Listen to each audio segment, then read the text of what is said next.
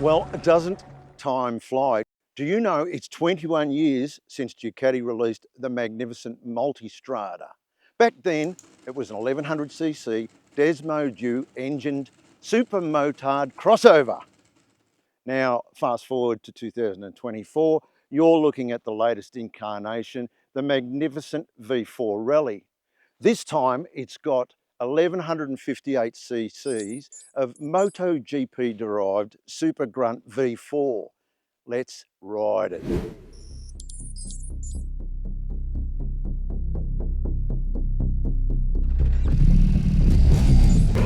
Ducati is branding this bike as a globetrotter, particularly 2-up, and all of the accommodations are about that.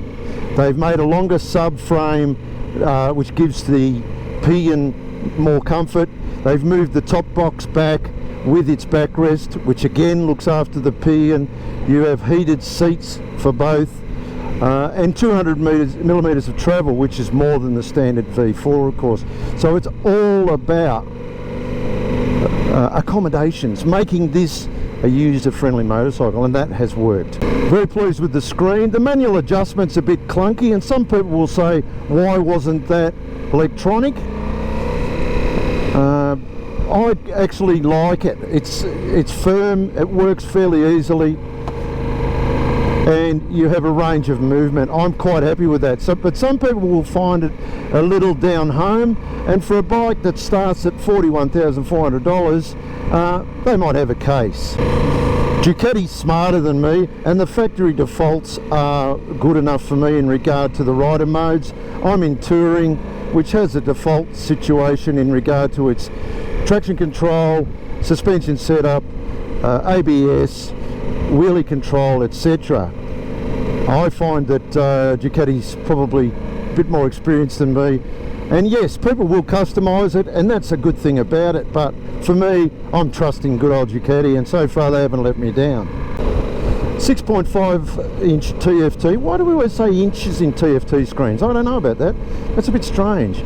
It's a bit like it's all miles per hour when you're doing drag racing. Yeah, 6.5 inch TFT. Lots of good info. Heaps of good info. Clear, bright colours. You know, can't fault it. TFTs have come a long way. I wasn't a fan at first. I bloody am now. The V4 Rally really does represent peak electronics. You've got adaptive radar cruise control. You've got blind spot detection. Throw in digital traction control, cornering ABS, digital wheelie control. You've got complete say over your front and rear settings. You have Skyhook preload technology and a whole bunch more. I've never come across a bike with so much smart electronics. The bike's got a 30-litre tank. That gives you a range of in excess of 500 kilometres on a good day. People are going to love that. People are going to love that big tank. It adds to the weight, of course. The bike comes in at about 260 kilograms with a fully wet 30 litres of fuel on deck. It's also a tall bike, 870 millimetres seat height.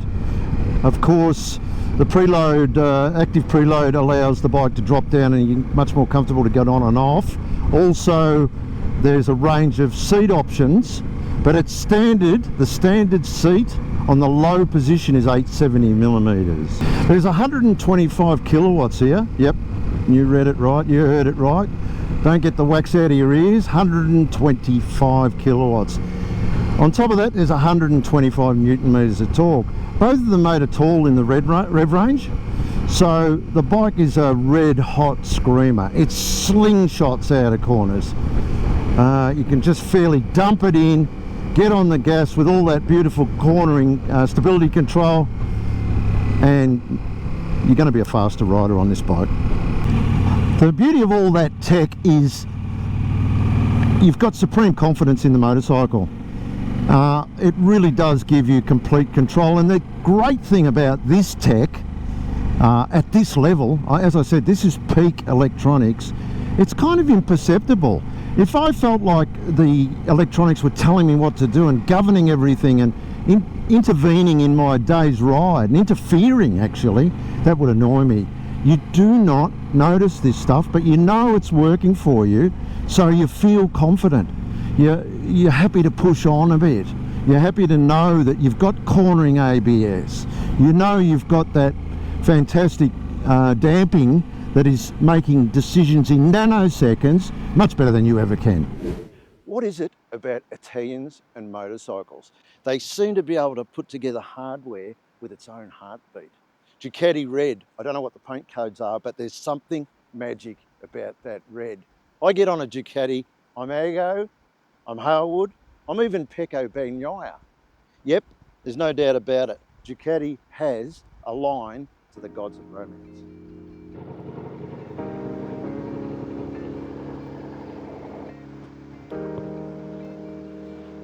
Look, there's a rough chance this is going to sound a bit cheesy, but getting out here by myself on a motorcycle is absolutely therapeutic for me. So owning that motorcycle and riding to places like this just make it worthwhile. Remind me why I like to ride.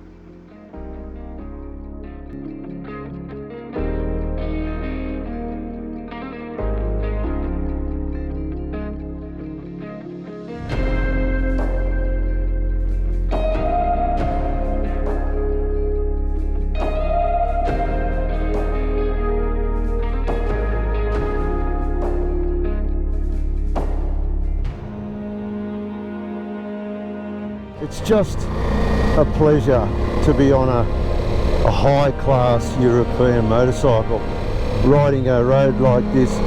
All right, it's greasy, but that's okay. I don't mind that. It's beautiful light filtering through Australian eucalyptus.